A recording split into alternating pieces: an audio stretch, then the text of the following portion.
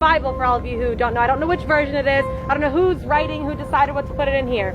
John, we'll read John 1:17, 18. Do you know this one? I'll read what it says here. It says, no one has ever seen God, but God is the one and only who is at the Father's side has made him known. Right here, it says, no one has ever seen God, okay? Mm-hmm. You believe that? You take that? You want to read it? That's your book. This is what you take. You bet. Right here, same chapter, John 5:19. Right. Jesus, it says here, Jesus gave them this answer. I tell you the truth, the Son can do nothing by himself. He can do only what he sees his Father doing.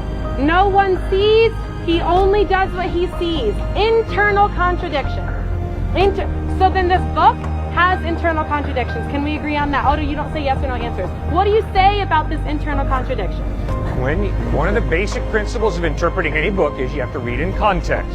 And obviously when you read John chapter 1, the main point is Jesus is God in human form. He begins. Ma'am, am I allowed to answer you or not? But you're not making sense. You say the same well, thing then why are you wasting your time standing here talking to me if I'm not making sense? Because look at all these people here who have questions. Fine, then why don't you let me go on to other people? If I don't make sense, ma'am, why do you waste your time? Why am I going to let you misguide them with your misguidance? Oh, I see. So you have to sort of be a parasite who comes in here and just feeds off the people who are listening to me talk? Absolutely, why not? You've already made a fool of yourself here anyways. That's pretty sad. Why can't you just be open and honest and have an honest dialogue? Let me explain this. Yep, okay. Explain this. Thank you. Okay. John chapter 1. John begins with the words, in the beginning was the Word, and the Word was with God, and the Word was God. Crystal clearly, John 1:1 is stating the deity of Christ. The word there is Christ. The Greek word is logos. Obviously, by reading John 1, you know he's talking about Christ. Obviously, he's hearkening right back to Genesis chapter 1, verse 1, which says, in the beginning, God created the heavens and the earth.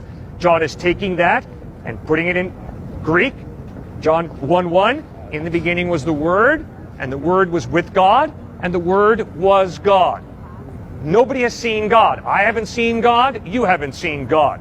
But the claim of John is, and the claim of Jesus is, that he is God, revealing himself in human form. That's clearly, unmistakably what John 1 is teaching. And you don't have to have a PhD in New Testament. Just read it yourself, and you'll figure that out. It's both John. I didn't flip to even a different chapter. It's 2 pages away. Both John saying, one saying no one sees God, the other one saying Jesus sees God. Is it saying Jesus sees himself? Is this something that everyone who reads the Bible that's exactly right. Jesus is claiming to be God, revealing himself in human form. That's his claim. And he sees himself. No, you're not God. Why would John write that? You're not God. What's the difference? Well, if you die and rise from the dead, I will listen very closely to everything you have to say. Why is that the one thing that you take? Did you see George Washington inaugurated first president of the United States? Other people did. I trust that. Good. And other people saw Christ die on a cross and they saw him risen from the dead. But they have internal contradictions. No, there's no contradiction there. We human beings do not see God, but when God chose to become a human being in Jesus Christ, obviously Jesus knew the Father very, very intimately, very, very well.